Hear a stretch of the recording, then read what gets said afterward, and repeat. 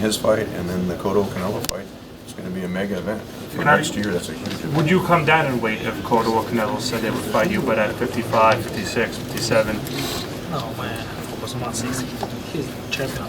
WBC champion, 160. Him and Abel have both gone on record. The only fighter he'll go down in weight to 154 pounds is against Floyd because he's got 2 belts at 154. Other than that, he's the middleweight champion. If they're a middleweight champion, it's a unification fight, it would be at 160 pounds. Tom, did you ever get an official word from Al Heyman or any of his lieutenants on fighting Mayweather? What the answer was? Not for the September fight. That wasn't very realistic on their side, but you never know. If Floyd retires, then, you know, Froch apparently retired. If Floyd retires, I mean, Gennadi's going to become the #1 guy. If he beats Lemieux and then fights the winner of Cotto-Canelo, he's going to be the #1 fighter in the sport. If Floyd continues to fight, he's not calling out Floyd. It's always like if someone asks, right, we ask him about it. You know, would you fight Floyd? I said, sure. He would go down to 154 out of respect to Floyd and what he's accomplished. He would go down to 154 where he has 2 titles. Have you had any discussion with them in which they've said, yeah, we might do it? No, not officially. Gennady, you mentioned that in your last fight that you allowed Monroe to land punches against you, to allow the fight to go longer.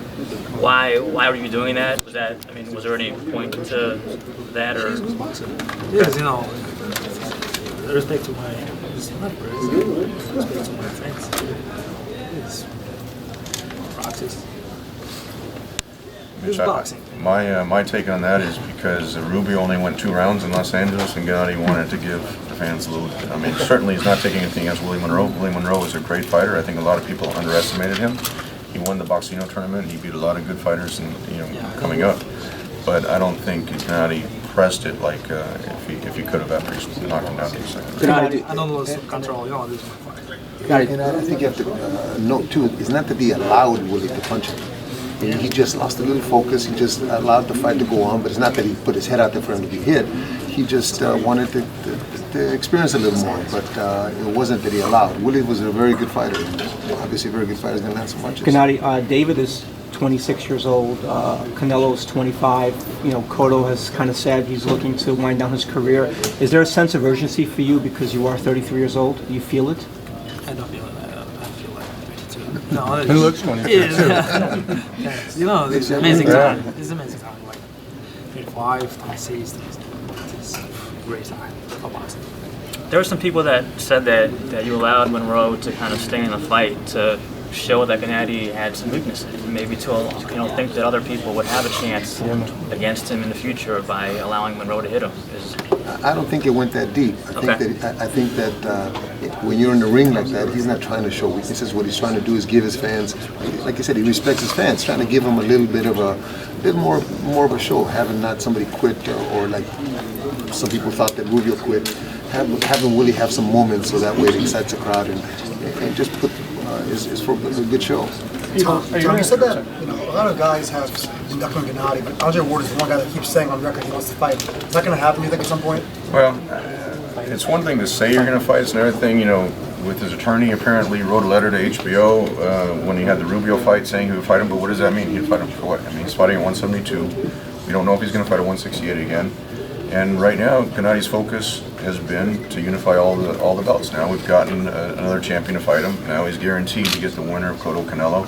So Andre Ward is really not a discussion. And to go, Mike, to answer your question on Floyd, there's been no discussions officially with the Rock Nation people either. So it's just not a realistic fight at this point. If at some point in the future, then maybe if he unifies all the titles, maybe it might make sense. And people asked, probably your next question, why would he fight Froch at 168? Carl Froch in his last fight had 80,000 people in Wembley Stadium. Brings a lot of UK pay-per-view money. And it's no disrespect to Andre. Andre's a great fighter, a great boxer. We all have respect for what he's accomplished in the ring. But just like he would go down to 154 to fight Floyd, it doesn't make sense at this point when he can unify the middleweight division. And then maybe there's a discussion if Andre, gets kind of back in the swing of things. His last fight was on BET. It's just once he's back to where he was with the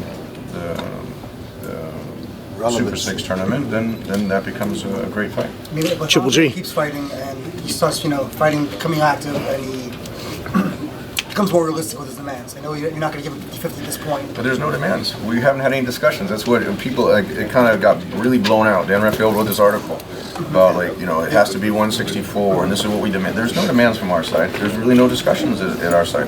There's no guarantee that Andre's still going to fight at 168.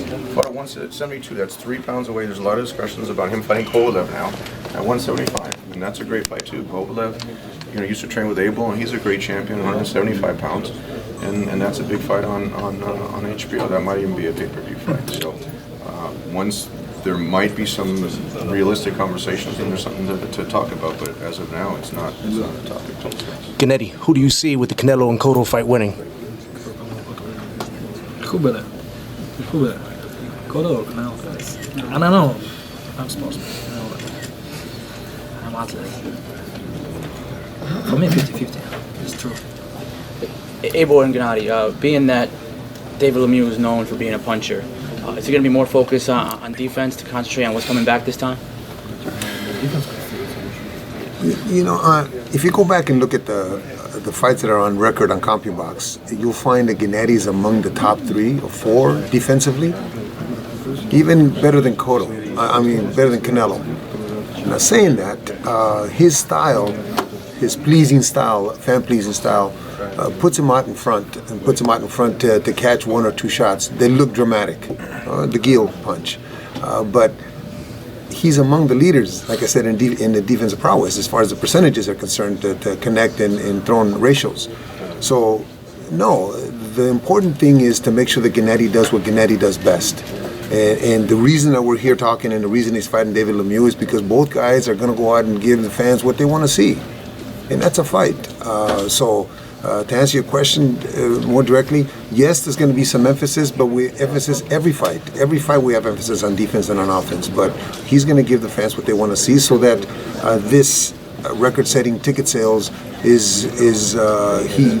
legitimizes that. But there has, I mean, that all sounds good. Give the fans what they want to see. But it's almost sounding like these two guys are going to just rush at each other and try to beat the other's brains out. But is your guy more of a technician? Is he a little bit more of a overall better boxer than the other guy, and therefore that might be his advantage? What you have seen in the past, on HBO, is a Gennady that goes out and searches. He's a stalker. He's going to go out and search to see what he's got in front of him, and once he figures out what he has in front of him, it all depends on what he feels like doing. With Monroe, obviously he let him off the hook. With David, maybe he has a little more of a sense that maybe I can't let this guy off the hook. Maybe I got to get him out of there. And this being the kind of show that it's turning out to be as far as sales and as far as the promotion, it may be best to go out there and be a Hagler-Hearns fight. Why? Because that's what the fans are expecting. And that's what he wants to provide. To him, what's his favorite saying? I want a drama show. Drama show. He wants the drama show. Has he had his chin tested? Remind me. It might have been slipping my mind. You know, when has he had his chin tested? Curtis touched him with a couple shots. But, you know, it doesn't matter how great a chin he has. It doesn't matter. The only one that I can recall that he could hit with a bat was Randall Tex Cobb. But everybody that he gets hit with a good shot from a good fighter at this level is going to get hurt. It just depends on how you react from it. Your conditioning, your history in fights, as far as what you've experienced. So anybody can get hurt. It doesn't matter who you are. Does Lemieux have more pop than Curtis? Is he the most powerful puncher on paper that he's been in with yet? In my opinion, pro? Curtis was a harder puncher. Okay. Curtis was a harder puncher because he's a snappy puncher. I think David is more of a George Foreman kind of thudding kind of puncher. You have to be standing in front of him with your hands down for David to hurt you. But Curtis was very sharp and very quick. So to me, Curtis was a bigger puncher. Triple G, you back in Master Gordon. How are your feelings on this? It feels great. It feels great. I respect my sister. I respect family. But you chose to live in California, not in New York. How come you didn't move to New York, man? Oh, to be near you? Closer to me, man. Come on, Michael. Makes sense. All right. Guys, we're going to break this up. I'm going to start the press conference. Thank you, Gennady. Thank you. Thanks very much. Because he's young.